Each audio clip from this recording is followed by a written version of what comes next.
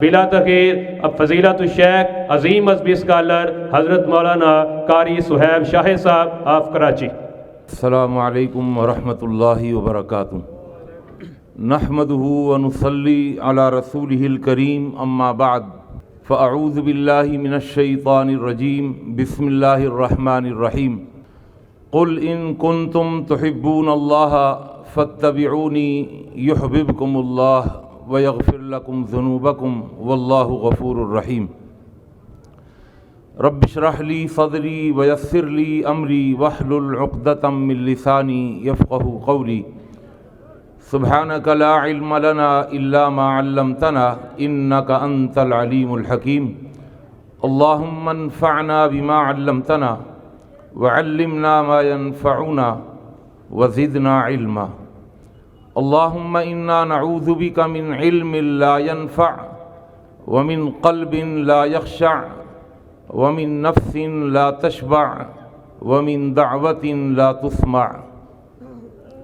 ہر قسم کی تعریفات و تحمیدات، تسبیحات و تقدیسات، تہلیلات و تمجیدات اور تہنیات و تکبیرات اس اللہ جل جلالہ و عم نوالہ کے لیے کہ جس نے آج مجھے اور آپ کو مورخہ 29 اکتوبر 2020 11 ربیع الاول یہاں ڈسکہ میں دعوت و تبلیغ کی نسبت سے جمع اور اکٹھا فرما دیا ہے۔ اللہ تعالیٰ سے دعا ہے کہ اللہ تعالیٰ ہمیں جنت میں بھی اکٹھا فرما دے۔ حمد و ثنا کے بعد درود و سلام نازل ہوں دونوں جہانوں کے سردار پیغمبر آخر الزماں حضرت محمد مصطفیٰ صلی اللہ تعالی علیہ وآلہ وسلم کی ذات اقدس پر، جسد اقدس پر، روح اقدس پر، بے شمار بے حد و حساب ان گنت لا تعداد کہ جنہیں اللہ تعالیٰ نے ساری کائنات کے لیے رہبر، رہنما اور تمام جہان والوں کے لیے رحمت بنا کے بھیجا ہے۔ مختصر سی حمد و صلات کے بعد قرآن مجید کا تیسرا پارہ، تیسری سورت، آیت نمبر 31 آپ کے سامنے تلاوت کی ہے۔ اللہ تعالیٰ سے دعا ہے اللہ مجھے اور آپ کو، ہم سب کو قرآن مجید کا صحیح فہم اور قرآن مجید کی صحیح سمجھ عطا فرما دے، اور وعظ و نصیحت کے ان پروگرامز کے توسط سے میں اور آپ جو بھی قرآن و حدیث کی باتیں اور نصیحتیں سنتے اور سناتے ہیں، اللہ ہمیں ان پر اخلاص کے ساتھ عمل پیرا ہونے کی بھی توفیق عطا فرما دے۔ میرا آج کا موضوع ہے ایمان بالرسول کے تقاضے۔ بڑا سادہ سا موضوع ہے اور انشاءاللہ مجھے 35 منٹ کا وقت دیا گیا ہے۔ میں بلا تمہید اپنا موضوع شروع کر رہا ہوں اس امید کے ساتھ کہ آپ کی توجہ مجھے حاصل رہے گی۔ دیکھیے، ایمان بالرسول کے 3 تقاضے ہیں۔ 300 نہیں ہیں، 30 نہیں ہیں، 3 تقاضے ہیں، اور ان 3 تقاضوں کو اگر کسی نے سمجھ لیا تو وہ سمجھ لے کہ اس نے ایمان بالرسول کو سمجھ لیا، اور اگر کسی نے ان تقاضوں کو پورا کر لیا تو وہ سمجھ لے کہ اللہ نے اس کو ایمان بالرسول کی توفیق عطا فرما دی ہے۔ پہلا تقاضا ایمان بالرسول کا پہلا تقاضا ہے محبت رسول صلی اللہ علیہ وسلم۔ لیکن یہ ایک تقاضا ہے، اور دوسرا تقاضا اطاعت رسول صلی اللہ علیہ وسلم، اور تیسرا تقاضا ہے اتباع رسول صلی اللہ علیہ وسلم۔ کچھ لوگ سمجھتے ہوں گے کہ اطاعت اور اتباع ایک چیز ہے، اطاعت الگ چیز ہے اور اتباع الگ چیز ہے۔ یہ انشاءاللہ آخر میں اس کا تھوڑا سا فرق بتاؤں گا۔ بہت توجہ کی ضرورت ہے۔ یہ جو 3 تقاضے بیان کیے ہیں، یہ تینوں تقاضے آپس میں لازم ملزوم ہیں۔ لازم ملزوم کا مطلب یہ ہے کہ محبت نہیں اگر اس کے ساتھ اطاعت نہیں، اور اطاعت نہیں اگر اس کے ساتھ اتباع نہیں۔ بڑا آسان، بہت آسان سا جملہ عرض کیا ہے سمجھنے والا، کہ اگر محبت رسول ہو اور اطاعت رسول نہ ہو، محبت رسول کا کوئی فائدہ نہیں۔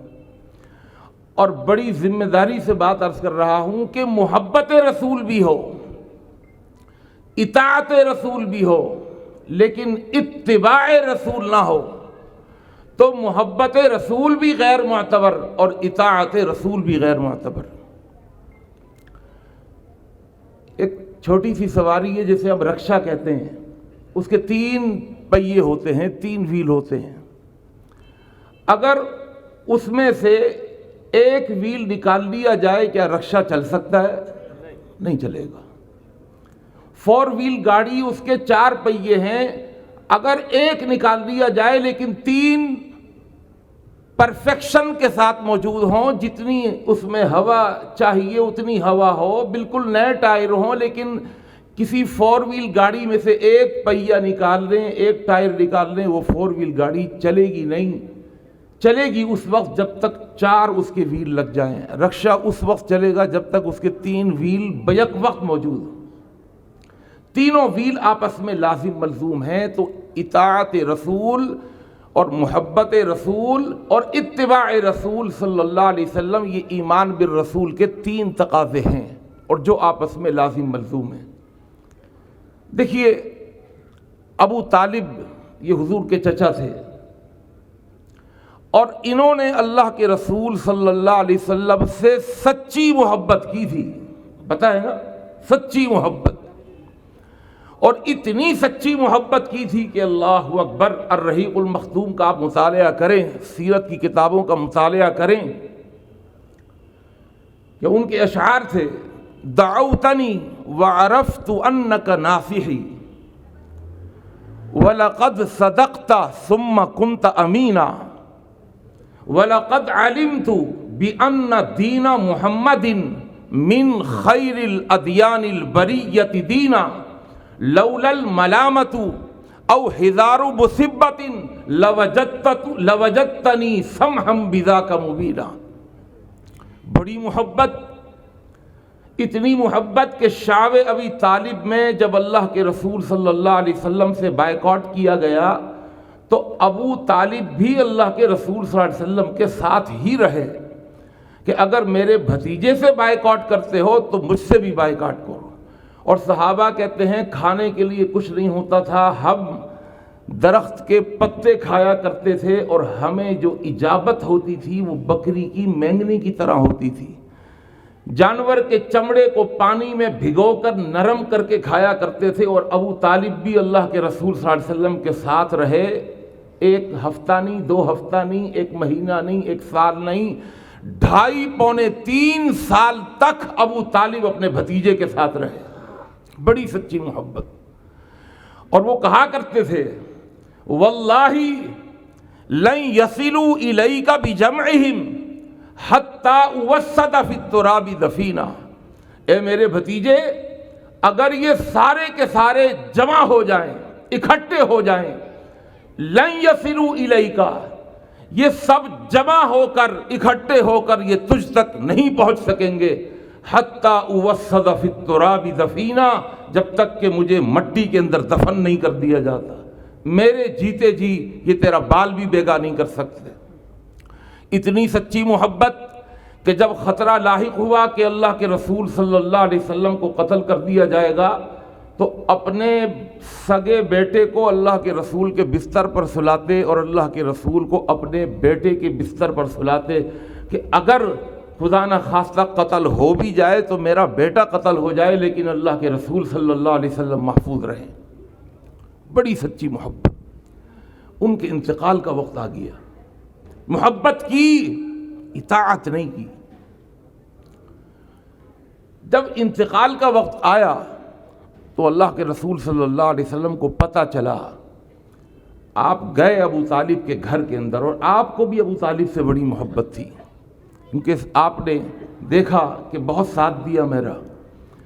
گھر میں جا کر ابو طالب کے کان میں جا کے کہا یا عمی، ابو جہل بھی موجود، امیہ بھی موجود، بڑے بڑے سردار موجود، اللہ کے رسول صلی اللہ علیہ وسلم نے حکمت عملی سے کام لیتے ہوئے کان میں جا کے کہا یا عمی، اے میرے سگے چچا، قل لا الہ الا اللہ، لا الہ الا اللہ کہہ لیجئے، مجھے مان لیجئے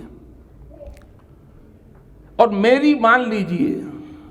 آپ نے محبت بہت کی لیکن آپ نے اطاعت نہیں کی، اطاعت کر لیجئے۔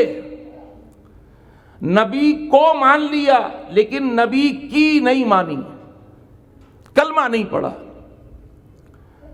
اور حدیث میں آتا ہے اللہ کے رسول صلی اللہ علیہ وسلم فلم یزل النبی صلی اللہ علیہ وسلم، مسلسل اللہ کے رسول صلی اللہ علیہ وسلم یعرضها علیہ، لا الہ الا اللہ مسلسل پڑھتے رہے اور کہتے رہے کہ آپ بھی لا الہ الا اللہ کہہ لیجئے۔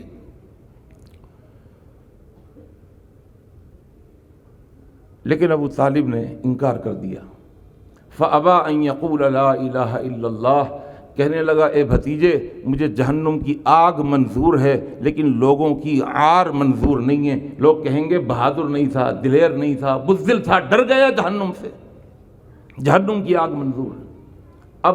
ابو طالب کا انتقال ہو گیا۔ اللہ کے رسول صلی اللہ علیہ وسلم بڑے مغموم تھے، اللہ نے آیتیں نازل کی۔ کچھ عرصے کے بعد ابو طالب کے بھائی یعنی حضور کے دوسرے چاچا جو ایمان لے آئے تھے، سیدنا عباس بن عبد المطلب رضی اللہ تعالیٰ عنہ نے سوال کیا اپنے بھتیجے سے، بخاری کی حدیث ہے۔ فرمانے لگے میرے بھتیجے مجھے یہ تو بتا کہ میرا بھائی اس نے اتنی محبت کی اور بڑی سچی محبت کی، کیا میرے بھائی کی محبت قیامت کے دن اس کے کچھ کام آئے گی؟ محبت کی لیکن اطاعت نہیں کی۔ تو اللہ کے رسول صلی اللہ علیہ وسلم نے جو جواب دیا وہ سنیے گا۔ آپ نے فرمایا اے میرے چچا، مجھے اللہ نے بتایا ہے ان اہون من اہل النار عذابا ابو طالب وهو منتعل بنعلین من نار یغلی منها دماغه كما یغلی المرجل ما یرى ان احدا اشد منه عذابا وانه لاهونهم عذابا۔ آپ نے فرمایا اے میرے چچا، کل قیامت کے دن اللہ میرے چچا ابو طالب کو جہنم کی صرف جوتیاں پہنائے گا، ابو طالب کو جہنم کی جوتیاں پہنائے گا، اور تمام جہنمیوں میں سب سے ہلکا ترین عذاب ابو طالب کو ہوگا۔ یغلی منہا دماغہ، وہ جوتیاں جہنم کی آگ کی پاؤں میں پہنے ہوئے ہوں گے، لیکن یغلی منہا دماغہ، آگ کے شعلے اس کے دماغ سے نکل رہے ہوں گے۔ فرمایا کما یغلی المرجل، جس طرح کے ایک ہانڈیا ابلتی ہے اور کھولتی ہے، اس میں پانی جوش مارتا ہے، ابو طالب کا دماغ اس طرح کھول رہا ہوگا اور اس طرح اس سے آگ نکل رہی ہوگی۔ ما یرا ان احدا اشد منہ عذابا، ابو طالب میرا چچا یہ سمجھتا ہوگا کہ مجھ سے زیادہ کسی کو بھی جہنم کا عذاب نہیں ہو رہا، اور حقیقت یہ ہوگی کہ وَإِنَّهُ لَأَهْوَنُهُمْ عَذَابًا، اللہ نے بتایا ہے کہ جہنمیوں میں سب سے ہلکا عذاب آپ کے چچا ابو طالب کو ہوگا۔ اللہ اکبر، محبت کی، سچی محبت کی، لیکن اطاعت نہیں کی۔ اب آگے بڑھیے تھوڑا سا، اطاعت ہو لیکن محبت نہ ہو، اطاعت کسی کام کی نہیں۔ اس کی مثال قرآن بھرا ہوا ہے۔ مدینے کے منافق وہ اللہ کے رسول کی اطاعت کرتے تھے، وہ نمازیں پڑھتے تھے، وہ روزے رکھتے تھے، وہ قرآن پڑھتے تھے، وہ اعتکاف کرتے تھے، وہ جمعے پڑھتے تھے، اطاعت کرتے تھے، لیکن محبت بھی کرتے تھے۔ اور اللہ کا قرآن کہتا ہے ان المنافقین فی الدرک الاسفل من النار وَإِذَا لَقُوا الَّذِينَ آمَنُوا قَالُوا آمَنَّا وَإِذَا خَلَوْا إِلَى شَيَاطِينِهِمْ قَالُوا إِنَّا مَعَكُمْ إِنَّمَا نَحْنُ مُسْتَهْزِئُونَ۔ جب مومنوں کے پاس جاتے ہیں کہتے ہیں ہم تو ایمان والے ہیں، اور جب اپنے شیاطین کے پاس جاتے ہیں کہتے ہیں انا معکم، ہم تمہارے ساتھ ہیں، اور انما نحن مستہزئون، ہم تو ان سے ایسے ہی مذاق کر رہے تھے۔ اور قرآن میں اللہ نے بڑی وضاحت اور صراحت کے ساتھ ان کے کرتوت ذکر کیے، وَيَقُولُونَ طَاعَةٌ، وہ کہتے ہیں ہم اطاعت کرتے ہیں، فَإِذَا بَرَزُوا مِنْ عِنْدِكَ، اور جب آپ کے پاس سے اٹھ کر کے جاتے ہیں، بَيَّتَ طَائِفَةٌ مِّنْهُمْ غَيْرَ الَّذِي تَقُولُ، ساری رات مسلمانوں کے خلاف سازشوں میں گزار دیتے ہیں، اس لیے کہ اطاعت تو کرتے ہیں لیکن وہ محبت نہیں کرتے۔ يَسْتَخْفُونَ مِنَ النَّاسِ، وہ لوگوں سے چھپ جاتے ہیں، وَلَا يَسْتَخْفُونَ مِنَ اللَّهِ، لیکن اللہ سے چھپ نہیں سکتے۔ وَهُوَ مَعَهُمْ، اللہ ان کے ساتھ ہوتا ہے، إِذْ يُبَيِّتُونَ مَا لَا يَرْضَى مِنَ الْقَوْلِ۔ تو منافقین نے اطاعت کی، محبت بھی نہیں کی اور اتباع بھی نہیں کی۔ اتباع کس طرح نہیں کی؟ بھائی توجہ فرمائیے گا، اتباع اس لیے نہیں کی کہ اتباع وہاں شروع ہوتی ہے جہاں اطاعت ختم ہوتی ہے۔ اللہ نے ان کے بارے میں کہا نمازیں تو پڑھتے ہیں، وَإِذَا قَامُوا إِلَى الصَّلَاةِ، جب نماز کے لیے کھڑے ہوتے ہیں، قَامُوا كُسَالَىٰ يُرَاءُونَ النَّاسَ وَلَا يَذْكُرُونَ اللَّهَ إِلَّا قَلِيلًا۔ اتباع نہیں ہوتی، اطاعت ہوتی ہے۔ اب اطاعت کیا چیز ہے اور اتباع کیا چیز ہے، اس کو سمجھ لیجئے۔ اطاعت کہتے ہیں ما آتاکم الرسول فخذوہ، جو رسول دے دے اس کو لے لو، وما نہاکم عنہ فانتہوا، جس سے منع کر دے اس سے رک جاؤ۔ دیکھیے اتباع کو سمجھنے کے لیے اطاعت کا سمجھنا ضروری ہے، ورنہ فرق سمجھ میں نہیں آئے گا۔ جو رسول دے دے، تمہاری عقل میں آئے یا نہ آئے اس کو لے لو، اس لیے کہ رسول نے دیا ہے۔ بخاری کی حدیث، سن 8 ہجری میں مکہ فتح ہوا، اللہ کے رسول نے سب کو معاف کر دیا، انتم الطلقاء، لیکن 4 افراد کے نام لے کر آپ نے فرمایا معافی ان 4 افراد کے لیے نہیں ہے، یہ جہاں بھی ملے ان کو قتل کر دو۔ ان میں ایک عبداللہ بن خطل بھی تھا، منافق مشرک۔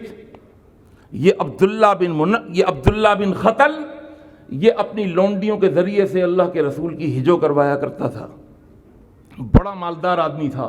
اس نے سنا کہ اللہ کے رسول صلی اللہ علیہ وسلم نے میرے قتل کا حکم نامہ جاری کر دیا ہے، بڑا سمجھدار تھا۔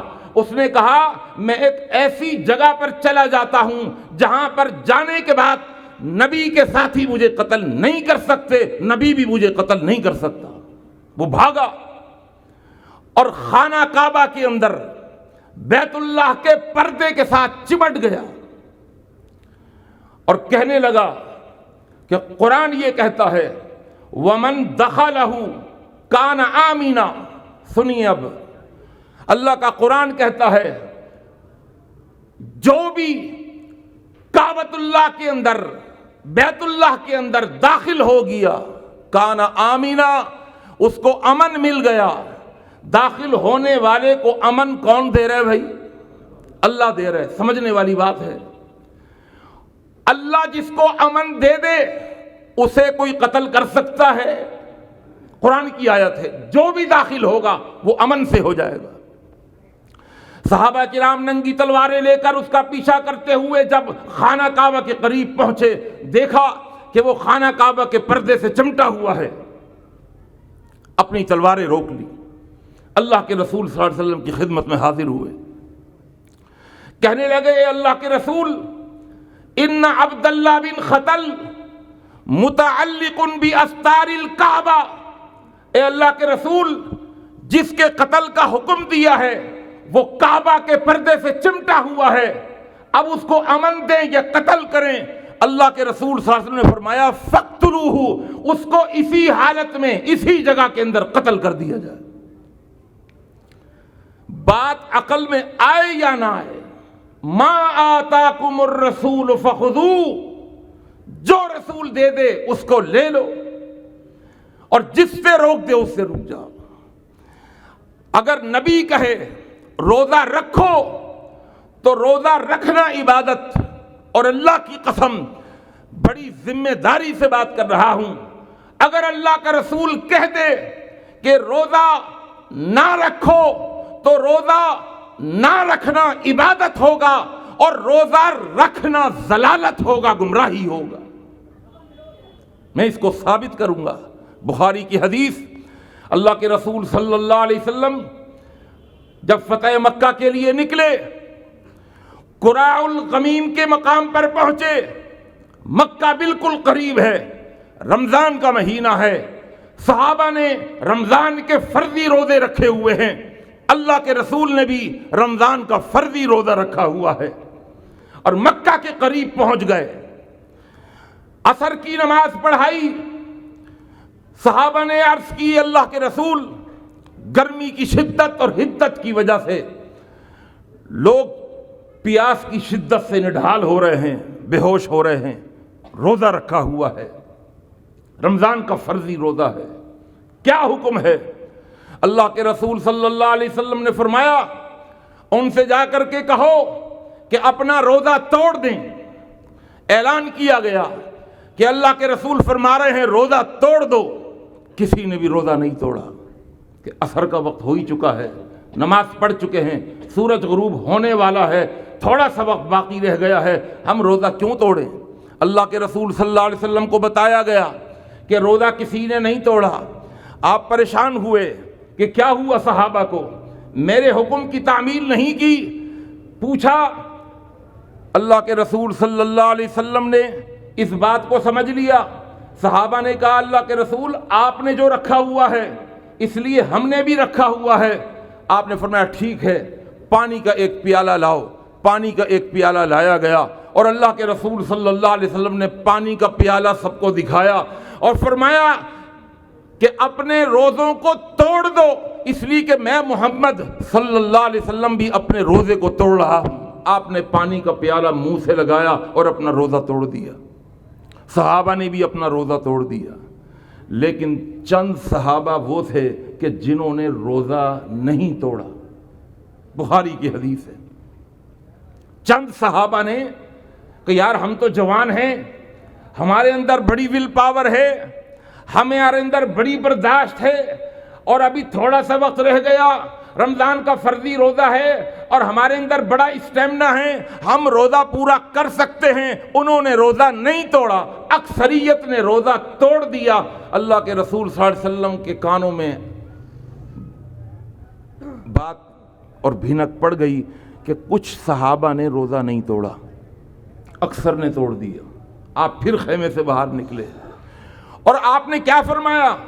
فرمایا جنہوں نے روزہ توڑ دیا انہوں نے میری فرما برداری کی ہے، اور جنہوں نے روزہ رکھا ہوا ہے وہ کان کھول کر کے سن لیں۔ آپ نے فرمایا اولئک العصاۃ، اولئک العصاۃ، اولئک العصاۃ، وہی میرے نافرمان ہیں، وہی میرے نافرمان ہیں، وہی میرے نافرمان ہیں۔ میرے دوستو، میرے بزرگوں، کیا نافرمانی کر رہے تھے؟ وہ تو روزہ رکھ رہے تھے، رمضان کا فرضی روزہ رکھا ہوا ہے۔ نافرمان اللہ کے رسول کہہ رہے ہیں۔ میں نے ایک بات عرض کی تھی، ما آتاکم الرسول فخذوہ، جو رسول دے دے اس کو لے لو۔ رسول کہے روزہ رکھو تو روزہ رکھنا عبادت، رسول کہے روزہ توڑ دو تو اللہ کی قسم روزہ رکھنا ضلالت ہے، روزہ رکھنا ہدایت نہیں۔ پھر سب نے روزہ توڑ دیا۔ یہ اطاعت رسول ہے۔ اب اتباع کو بھی سمجھ لیجئے، اب اتباع کو سمجھیے۔ اطاعت اور اتباع میں بہت بڑا فرق ہے۔ علماء حضرات بیٹھے ہوئے ہیں، میں طلباء حضرات کے لیے دو چار جملے عرض کر دوں۔ یاد رکھیے، اتباع صرف اور صرف فعل کی ہوتی ہے، اتباع قول کی نہیں ہوتی۔ اطاعت قول کی بھی ہوتی ہے اور اطاعت فعل کی بھی ہوتی ہے، لیکن اتباع صرف فعل کی ہوتی ہے۔ یہی وجہ ہے کہ پورے قرآن مجید کے اندر اللہ نے اپنی اطاعت کا بھی حکم دیا ہے۔ نبی کی اطاعت کا بھی حکم دیا ہے، لیکن پورے قرآن کو کھنگال کر کے دیکھیے، پوری حدیث کے ذخیرے کو کھنگال کر کے دیکھیے، پوری شریعت کو دیکھیے، آپ کو کہیں بھی اللہ کی اتباع کا حکم نہیں ملے گا، کیونکہ اتباع فعل کو کہتے ہیں۔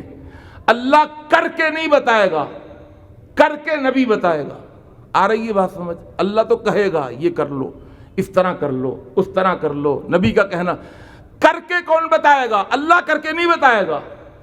تو اتباع فعل کی ہوتی ہے، یعنی جو حضرات قرآن مجید پڑھتے ہیں اور مدرسے میں ان کا داخلہ ہے، طلباء ہیں، وہ اس کو آسانی سے سمجھ سکتے ہیں کہ اتباع خاص مطلق ہے اور اطاعت عام مطلق ہے، یعنی جہاں اتباع ہوگی وہاں اطاعت ضرور ہوگی، لیکن جہاں اطاعت ہو وہاں اتباع کا ہونا ضروری نہیں۔ یہ ہو سکتا ہے کہ اطاعت ہو رہی ہو لیکن اتباع نہ ہو، لیکن جہاں اتباع ہوگی ضروری ہے کہ وہاں اطاعت بھی ہوگی۔ اس کلیے کو حل کرنے کے لیے میں آپ کو ایک چھوٹی سی مثال حدیث سے سمجھاؤں۔ اللہ کے رسول صلی اللہ علیہ وسلم مسجد میں تشریف فرما تھے، اتباع کو سمجھنے کے لیے۔ بھائی اطاعت آپ نے سمجھ لیا، اتباع سمجھیے۔ اور میں اور آسان کر دیتا ہوں، دیکھیے ایک ہے نماز پڑھ لو، آپ نے نماز پڑھ لی، یہ آپ نے اطاعت کر لی، اور ایک ہے نماز اس طرح پڑھو جس طرح میں پڑھنے کے لیے کہہ رہا ہوں یا جس طرح میں پڑھ کے بتا رہا ہوں۔ اب اگر اس طرح نماز پڑھیں جس طرح نبی پڑھ کے بتا رہا ہے تو یہ اتباع ہے۔ آپ درزی سے کہیں کہ بھائی ایک 2-4 سوٹ سی دو، وہ 2-4 سوٹ سی دیتا ہے، یہ اس نے آپ کی اطاعت کر لی۔ اتباع کب کرے گا وہ درزی آپ کی؟ جب آپ اس ٹیلر ماسٹر کو کہیں گے میاں یہ سوٹ سینا ہے اور آپ کو یہ سیمپل دے رہا ہوں، اس سیمپل کے مطابق آپ نے سوٹ سینا ہے، یہ ناپ دے رہا ہوں، اس ناپ کے مطابق آپ نے سوٹ سینا ہے۔ وہ درزی اگر اس ناپ سے آگے پیچھے کر کے سوٹ سی دیتا ہے تو اطاعت تو کر رہا ہے، سوٹ سینے کو کہا سی دیا، لیکن اس درزی نے اتباع نہیں کی۔ دیکھیں نا، درزی نے اگر آپ کا کپڑا بچانے کے لیے کہ اتنا قیمتی کپڑا آپ نے کہا تھا بھائی 1000 روپے میٹر کپڑا لیا ہے، اگر وہ آپ کی آستین کو 4 انچ اور بڑھا دے، درزی اگر آپ کی آستین کو 4 انچ اور بڑھا دے تو آپ کیا کریں گے؟ وہ کہیں گے بھائی یہ تم نے کیا کیا، یہ مجھے تم نے ہوا لولو بنا دیا، یہ آستین نیچے لٹک رہی ہے، کوئی مجھے ٹنڈا سمجھے گا، اندر ہاتھ نہیں ہے، یہ کیا کیا؟ درزی کہ بھائی میں نے تو آپ کا قیمتی کپڑا بچایا، میں نے کہا چلو یار تھوڑا سا بڑھائی دوں، کاٹ کر کے پھینکنے سے بہتر ہے آپ کی آستین کا جز بنا دوں۔ وہ کہے گا بھائی میں نے جو سیمپل دیا تھا مجھے تو اس سیمپل کے مطابق سوٹ چاہیے تھا۔ آ رہی یہ بات سمجھ میں؟ اتباع کو اب سمجھ رہے ہوں گے انشاءاللہ اللہ کی توفیق سے۔ اتباع کیا ہے؟ اور یاد رکھیے اتباع اور اقتداء ایک ہی چیز ہے۔ اتباع اور اقتداء، دیکھیے ہم مقتدی ہوتے ہیں نا، ایک امام ہوتا ہے ایک مقتدی ہوتا ہے۔ مقتدی کون ہوتا ہے؟ جو اقتداء کرتا ہے۔ اقتداء کا مطلب یعنی جو امام کرتا ہے وہی وہ کرتا ہے۔ تو اب دیکھیے اقتداء میں ہوتا کیا ہے؟ اقتداء میں ہوتا یہ ہے کہ جتنا امام کرتا ہے اتنا مقتدی کرتا ہے۔ مقتدی وہ عمل کرنے میں وہ نہ پیچھے رہتا ہے بہت زیادہ، نہ آگے نکلتا ہے۔ اگر کوئی مقتدی امام کے رکوع سے پہلے اگر رکوع کر لے تو وہ مقتدی رہے گا، اس کی نماز ٹوٹ جائے گی فوراً۔ علماء حضرات بیٹھے ہوئے ہیں، اگر وہ امام کے سلام پھیرنے سے پہلے اگر سلام پھیر لے گا اس کی نماز ختم ہو جائے گی۔ مقتدی کیا کرتا ہے؟ جتنی دیر امام کھڑا ہوگا وہ اتنی دیر کھڑا ہوگا، جتنی دیر رکوع کیا ہوگا امام نے اتنی دیر وہ رکوع کرے گا، جتنی دیر قوما اتنی دیر قوما۔ امام کی جتنا وقت سجدے میں لگے گا مقتدی کا اتنا ہی وقت سجدے میں لگے گا، نہ اس سے کم۔ اگر قیام میں کھڑا رہے مقتدی، امام رکوع میں چلا جائے اور وہ دیر لگا دے تو اقتداء نہیں ہوگی، اس لیے کہ وہ رکوع سے اٹھ جائے گا اور آپ نے رکوع نہیں کیا۔ نہ بہت پیچھے رہ سکتے ہیں نہ بالکل آگے نکل سکتے ہیں، بالکل سیم جتنا امام نے وقت لگایا اتنا آپ نے وقت لگانا ہوگا، ہے نا ایسا؟ اللہ اکبر۔ اس ایک چھوٹی سی مثال سے اور سمجھ لیتے ہیں۔ آپ گاڑی چلا رہے ہیں، آپ لاہور پہ آ کے اترے، آپ نے ڈسکا جانا ہے، آپ پریشان ہیں، پہلی دفعہ آیا ہوں، آپ نے کسی سے پوچھا بھائی جان ڈسکا کا راستہ معلوم ہے مجھے ذرا بتا دو، وہ کہے یار اچھا ہوا آپ نے مجھ سے پوچھ لیا، میں ڈسکا ہی جا رہا ہوں، آپ ایسے کریں، آپ کے پاس گاڑی ہے، جی ہاں، آپ مجھے فالو اپ کریں، میں آگے آگے آپ پیچھے پیچھے، کس طرح اقتداء کرتے ہیں اور کس طرح اتباع کرتے ہیں۔ جو آگے ہے اگر اپنی گاڑی کو وہ سلو کرتا ہے، جو پیچھے ہے وہ بھی سلو کرتا ہے، کرتا ہی نہیں کرتا، یہ آگے نکل جاتا ہے۔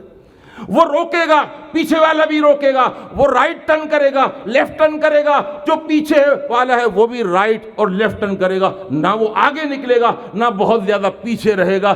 جو اس کی گاڑی کی رفتار ہوگی یہ وہی اپنی گاڑی کی رفتار رکھے گا، اس کو کہتے ہیں اتباع۔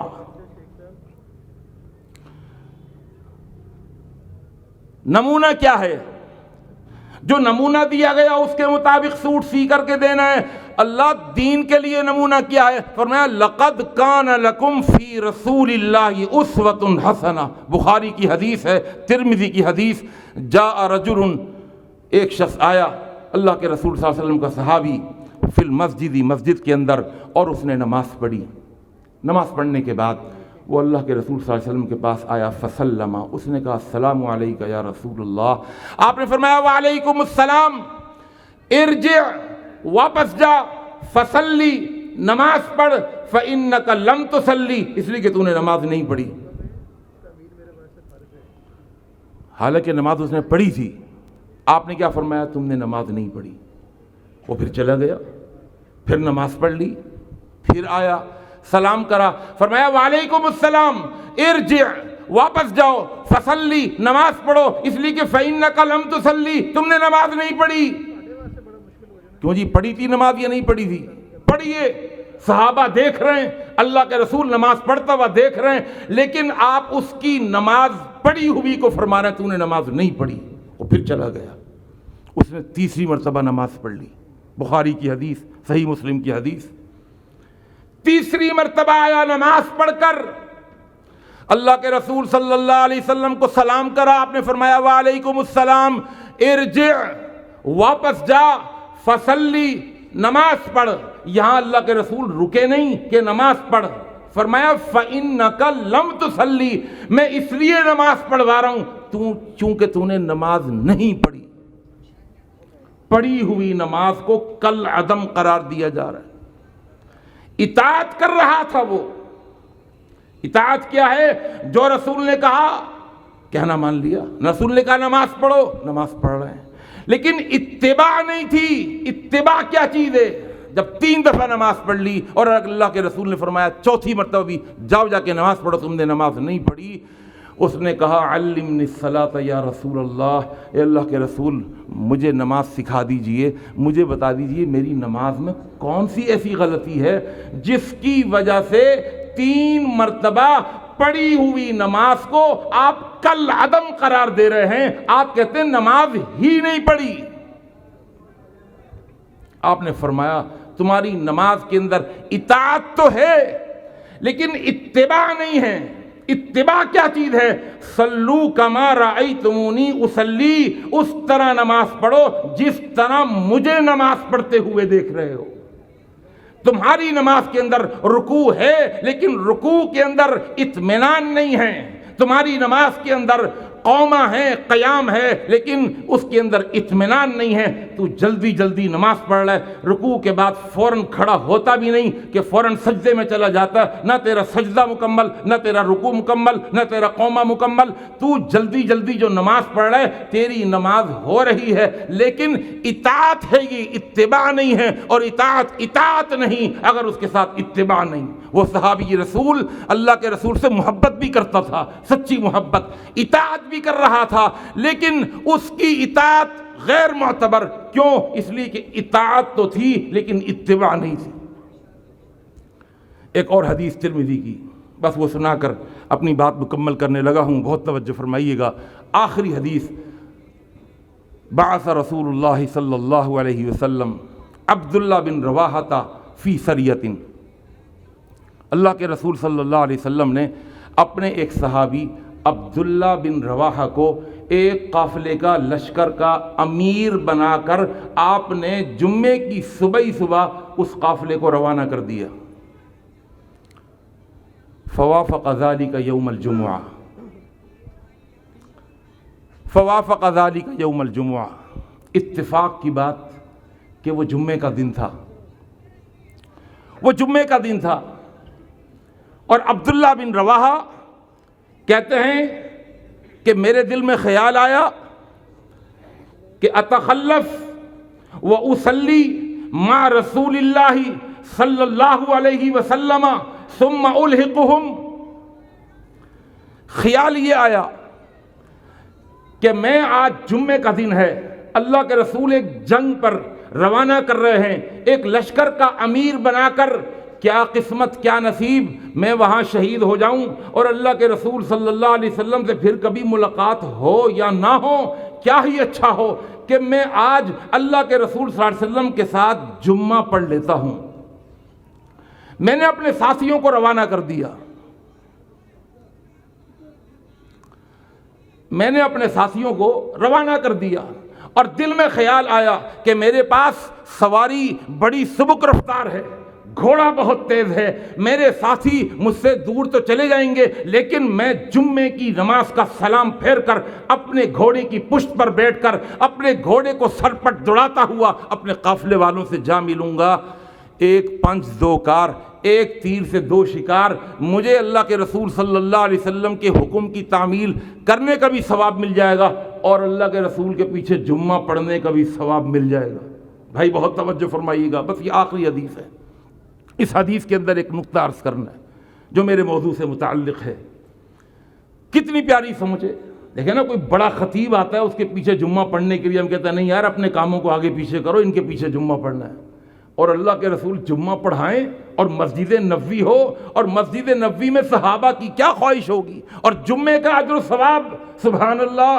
اللہ کے رسول صلی اللہ علیہ وسلم نے فرمایا کوئی شخص اگر جمعہ پڑھتا ہے اور چند شرطیں پوری کرتا ہے، ایک شرط یہ ہے کہ امام کے آنے سے پہلے وہ مسجد میں آ جاتا ہے، دوسری شرط یہ ہے کہ نہا دھو کر اچھے کپڑے پہن کر خوشبو لگا کر کے آتا ہے، اور تیسری شرط یہ ہے کہ جمعے کے دوران کسی سے بات نہیں کرتا۔ اللہ کے رسول صلی اللہ علیہ وسلم نے فرمایا اللہ فرشتوں سے کہتا ہے اے میرے فرشتوں، میں نے اس کو اجر اور ثواب دیا ہے۔ اللہ کتنا دیا ہے؟ اللہ فرماتا ہے ایک جمعے سے لے کر دوسرے جمعے تک کے اس کے میں نے سارے گناہ معاف کر دیے۔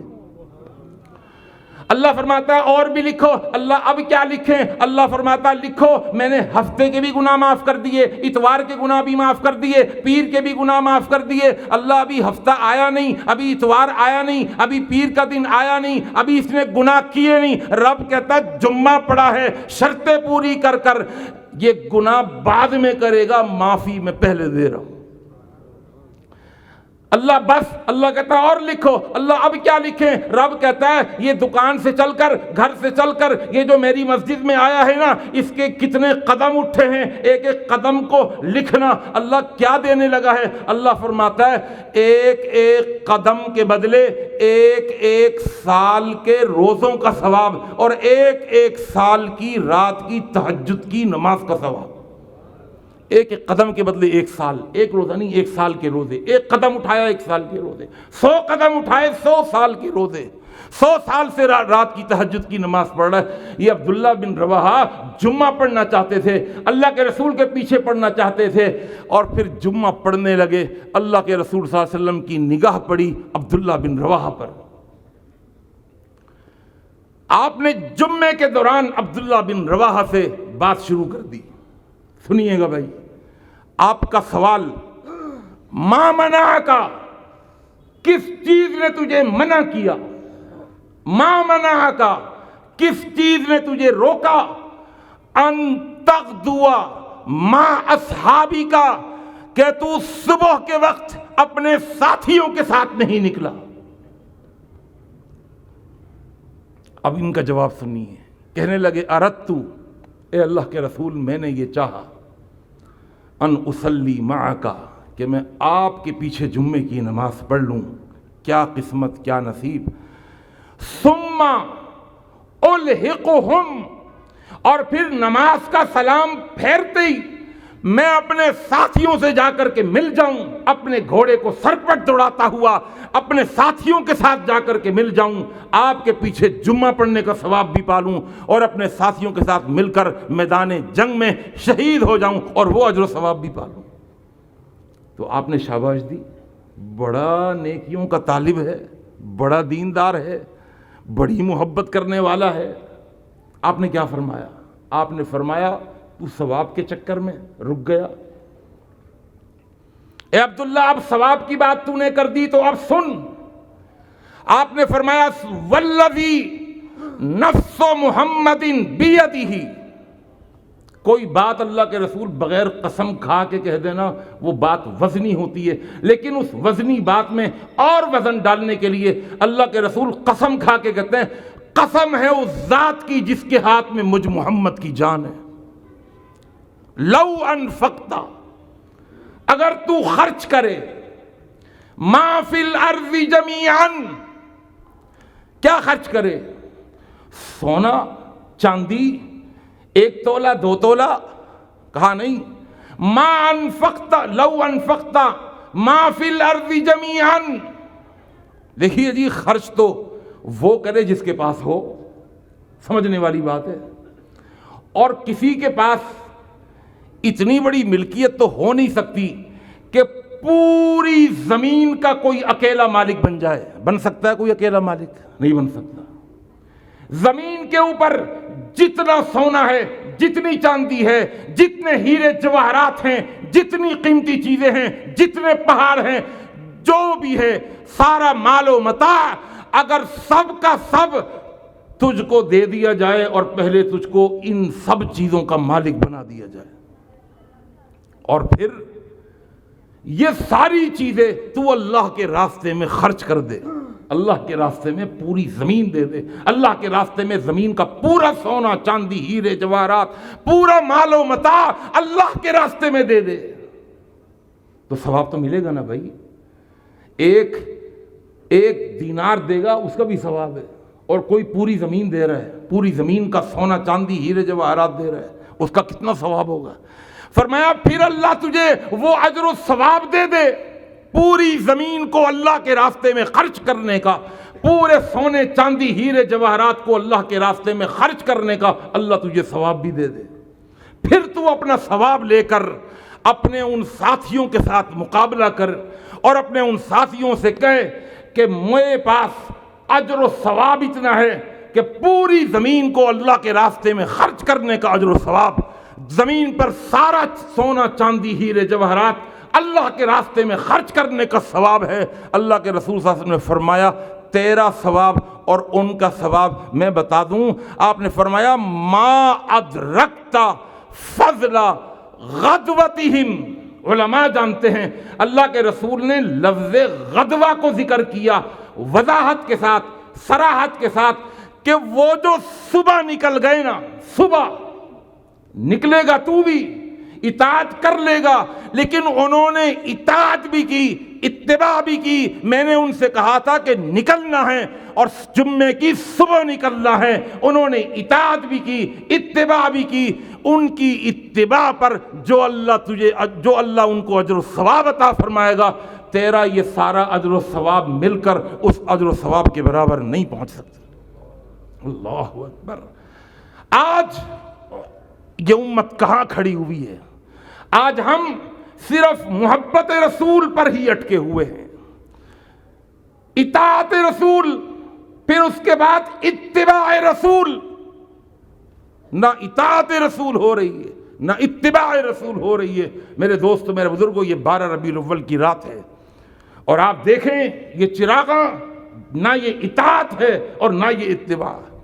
نہ اللہ کے رسول صلی اللہ علیہ وسلم کے زمانے میں یہ جشن منایا گیا، نہ ابو بکر صدیق رضی اللہ تعالیٰ عنہ کے 2 سالہ دور خلافت میں یہ جشن منایا گیا، نہ حضرت عمر بن خطاب کے 10 سالہ دور خلافت کے اندر یہ جشن منایا گیا، نہ عثمان غنی کے 12 سالہ دور خلافت کے اندر یہ جشن منایا گیا، نہ علی المرتضیٰ کے 6 سالہ دور خلافت کے اندر یہ جشن منایا گیا۔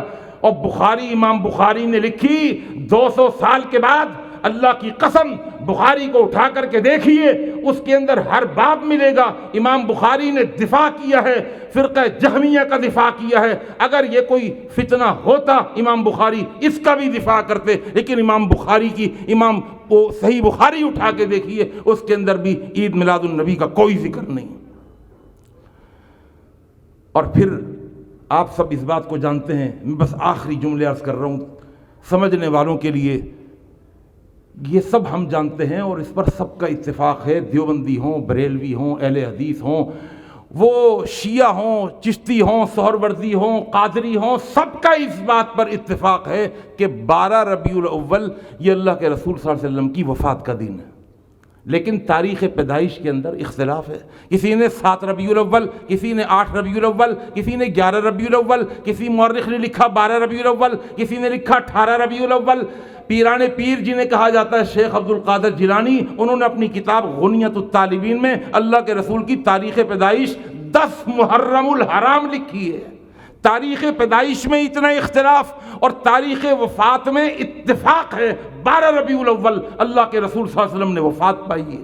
میں کچھ دیر کے لیے یہ بات مان لیتا ہوں، چلیے اس تاریخ کو اللہ کے رسول کی ولادت بھی ہوئی اور اللہ کے رسول کی وفات بھی ہوئی، کچھ دیر کے لیے بہت توجہ فرمائیے گا، کچھ دیر کے لیے اگر یہ بات مان بھی لی جائے کہ ایک ہی تاریخ کو آپ کی ولادت بھی ہوئی اور ایک ہی اسی تاریخ کو آپ کی وفات بھی ہوئی، میں آپ سے ایک سوال کرتا ہوں، آپ قرآن کو بھی ایک طرف رکھیے، حدیث کو ایک طرف رکھیے، پوری شریعت کو ایک طرف رکھیے، صرف اپنی عقل سے کام لیں۔ ایک آدمی ہے جس کے گھر کے اندر ایک بچہ پیدا ہوا ہے، آ رہی یہ بات سمجھ؟ یہ عقل سے جواب دینا ہے۔ ایک بچہ پیدا ہوا ہے، اس کو اپنے بچے کی ولادت کی بڑی خوشی ہے، اللہ نے 10 سال میں دیا، 20 سال میں دیا، وہ بڑا خوش ہے، لیکن اتفاق کی بات اسی گھر کے اندر اس کی ماں کا انتقال ہو جاتا ہے۔ تو اب ایک ہی گھر ہے، یہاں پر ولادت کی خوشی بھی ہے اور وفات کا غم بھی ہے۔ آ رہی ہے بات سمجھ؟ اپنی ایمان سے بتائیے کہ وفات کا غم ولادت کی خوشی سے زیادہ ہوگا یا ولادت کی خوشی وفات کے غم سے زیادہ ہوگی؟ عقل سے جواب دیجیے گا۔ آپ کہیں گے مولوی صاحب اب یہ اگر مٹھائیاں لے کر کے آئے گا، اب اگر یہ پزے لائے گا، اب اگر یہ لوگوں کی دعوتیں کرے گا، اگر یہ اب تحفے وصول کرے گا، لوگ کہیں گے او بیوقوف احمق دیوانے، اس دن تیری ماں کا انتقال ہوا ہے، تیری بہنیں رو رہی ہیں، تیرے بھائی رو رہے ہیں، تیرے بچے رو رہے ہیں اور تو دعوتیں کر رہا ہے۔ کیوں جی بات سمجھ میں آ رہی ہے نا؟ اب دیکھیے اللہ کچھ دیر کے لیے مان لیں کہ 12 ربیع الاول کی تاریخ یہ میلاد کی بھی تاریخ ہے اور وفات کی بھی تاریخ ہے۔ میرے دوستو، میرے بزرگوں، انسان کی فطرت اور انسان کی جبلت اور اللہ نے انسان کی طبیعت کے اندر یہ بات رکھی ہے کہ جب اس کی خوشی حد سے تجاوز کرتی ہے، خوشی حد سے تجاوز کرتی ہے تو یہ رقص کرتا ہے۔ کیوں جی؟ جب خوشی حد سے زیادہ بڑھ جائے، آپ کو ملنے تھے 1 لاکھ روپے لیکن آپ کو 1 کروڑ روپے مل گئے، آپ کہیں گے یار جھومنے کو دل چاہتا ہے، رقص کرنے کو دل چاہتا ہے۔ اتنا بڑا فائدہ جب خوشی حد سے بڑھتی ہے تو یہ رقص کرتا ہے، یہ جھومتا ہے، یہ جشن مناتا ہے۔ اتنا بڑا فائدہ، اتنا بڑا پروفٹ میرے دوستو، میرے بزرگوں، اور جب اس کا غم زیادہ بڑھتا ہے تو انسان کی فطرت اور جبلت میں اللہ نے یہ بات رکھی ہے کہ یہ ماتم کرتا ہے۔ صحیح ہے نا؟ غم جب حد سے بڑھ جائے یہ سینہ کوبی کرتا ہے، غم جب حد سے بڑھ جائے تو یہ ماتم کرتا ہے۔ اسلام نے کیا کیا؟ اسلام نے انسان کے اس فطری جذبات کو اللہ نے کنٹرول کیا۔ کس طرح؟ کہا اگر تمہیں خوشی مل جائے تو شکر کر لو، اپنے خوشی کے لمحات کو اور خوشی کے اندر جو جذبات ہیں ان کو شکر سے کنٹرول کرو، اور اگر غم ملا ہے بہت بڑا اور وہ ایک عجیب جذباتی کیفیت ہے تو اب تم صبر کر لو۔ ہے نا ایسا؟ اللہ اکبر! میرے دوست، میرے بزرگوں، اللہ نے ایک ہی تاریخ کو نبی کی ولادت اور وفات کو جمع کر کے اللہ نے انسان کے جذبات کو بیلنس کیا۔ کس طرح بیلنس کیا؟ جملہ سننے والا ہے، اس طرح بیلنس کیا کہ ولادت کی خوشی اس کو ماتم سے روکے گی اور وفات کا غم اس کو جشن سے روکے گا۔ اللہ سے دعا ہے اللہ سمجھنے کی توفیق عطا فرما دے۔ وما علینا الا البلاغ۔ والسلام علیکم ورحمۃ اللہ وبرکاتہ۔ کاروان دعوت قرآن و حدیث، مرکز جمعیت اہل حدیث پاکستان۔